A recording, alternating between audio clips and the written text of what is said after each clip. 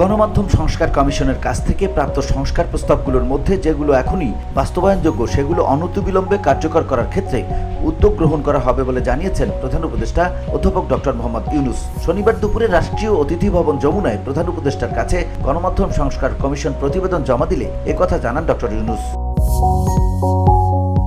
এ সময় প্রধান উপদেষ্টা বলেন, সংস্কার প্রস্তাবের মধ্যে যেগুলো এখনই বাস্তবায়ন করা সম্ভব সেগুলো আমরা দ্রুত বাস্তবায়ন করে ফেলতে চাই। সেজন্য আমি চাইব সংস্কার কমিশন আশু করণীয় বা দ্রুততার সঙ্গে বাস্তবায়ন করা যায় এমন সুপারিশগুলো দ্রুত আলাদাভাবে আমাদের কাছে পেশ করুক।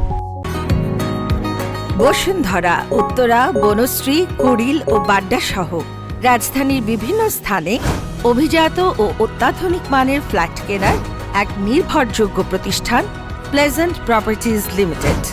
তাই আপনার স্বপ্নের আবাসনের জন্য আজই যোগাযোগ করুন।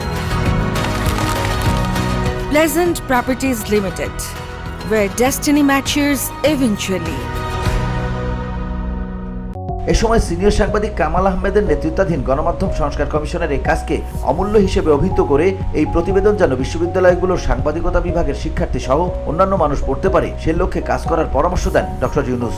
সাংবাদিক কর্মচারীদেরকে তাদের শেয়ারের অংশীদার বানানো, শেয়ার দেওয়া, এটা আমরা প্রস্তাব করেছি। আমরা ক্রস ওনারশিপ এটাও বন্ধ করার প্রস্তাব করেছি।